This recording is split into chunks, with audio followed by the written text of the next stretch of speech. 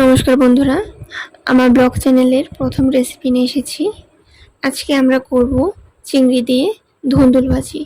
তাই প্রথমে একটি প্যানে পরিমাণ মতো তেল দিয়ে দেব, ফোড়নে দিয়ে দেব কালো জিরে। এরপর ধুয়ে রাখা চিংড়িগুলো দিয়ে সামান্য হলুদ গুঁড়ো দিয়ে নাড়াচাড়া করে এরপর চেরা কাঁচা লঙ্কাগুলো দিয়ে দেব। ধুয়ে রাখা ধুন্দুলগুলো দিয়ে লবণ দিয়ে কিছুক্ষণ ঢাকা দিয়ে রাখবো। ঢাকনা খুলে আমরা আমাদের বাকি মশলাগুলো দিয়ে দেব হলুদ গুঁড়ো, ধনে গুঁড়ো, সামান্য পরিমাণ চিনি দিয়ে বেশ কিছুক্ষণ নাড়াচাড়া করার পর নামানোর আগে আমরা ভাজা জিরে গুঁড়ো দিয়ে নামিয়ে ফেলবো। এভাবে চিংড়ি দিয়ে ধুন্দুল ভাজি করে দেখুন কেমন লাগে, একবার আমাকে অবশ্যই জানাবেন। আর আমাদের চ্যানেলের পাশে থাকবেন, লাইক, কমেন্ট এবং সাবস্ক্রাইব করবেন। ধন্যবাদ সবাইকে।